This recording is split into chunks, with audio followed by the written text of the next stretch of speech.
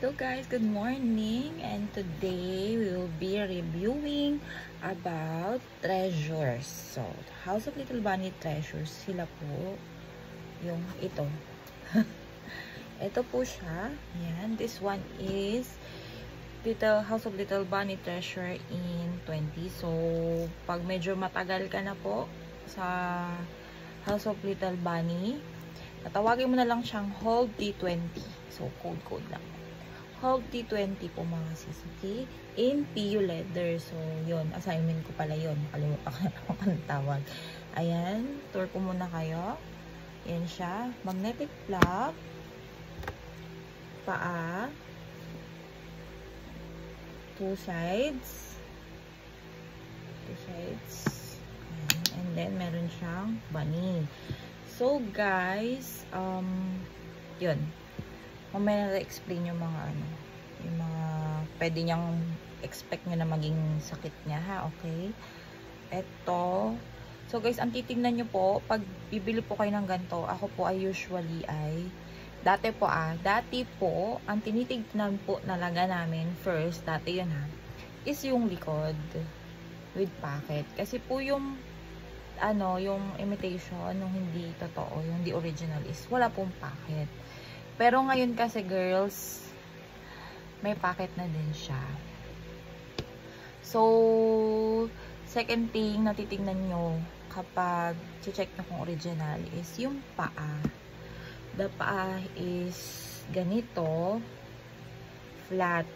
Pero, may bagong update po. Mamaya ko na sabihin yung bagong update ha. Sige.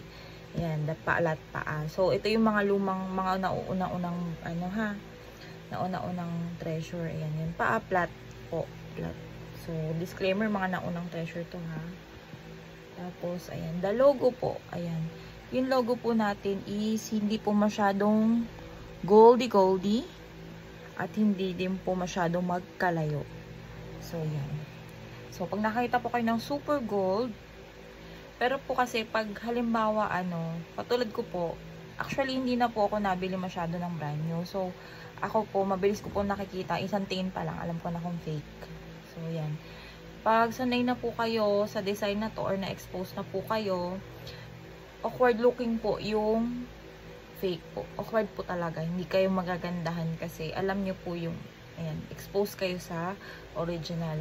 So, this one po pala is version 2. Version 1 po is guitar strap. So, magpapakita rin ako ng ganun. So, kasi I have GL naman nun. So, next video na natin yun. Ayan. Pag version 2 po mga sis, ayan, may tag pa to kasama. Version 2, dalawa pong leather strap. 1 kili strap, and then 1 long strap po. So, version 2 po ito. So, if you want po, na parehas pong leather, yung sling nyo po is version 2 po ang hahanapin nyo. Okay po?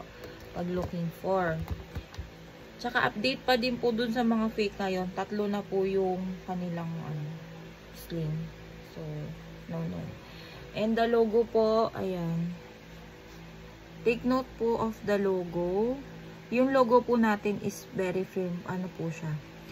Every edge po is naka-drawing. Pero yung peke po is ang taba. Parang lobo lang siya na ginanong ganun. Ayan siya. With 2 pockets po inside. So, kung hindi po kayo masyadong mahilig sa mga malaking bags, go po kayo dito sa 20. Yan. Yan siya mga sis ha. So, check natin ha. Ang when wear natin ito. Medyo kalmado lang tayo ngayon. Kasi ayan, ito yung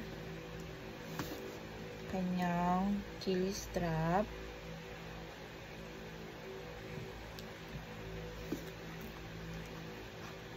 Mabango siya. Fairness naman sa lahat ng nabibili ko po, mabango po silang lahat. Wala pang mabantot. Ayan guys. Ito siya. Para ikabit natin parehas, para makita nyo parehas yung when wear niya.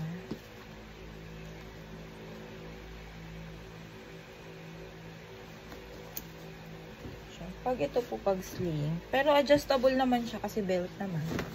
So, ganyan siya pag sling. Ganda. Tapos, pag kili.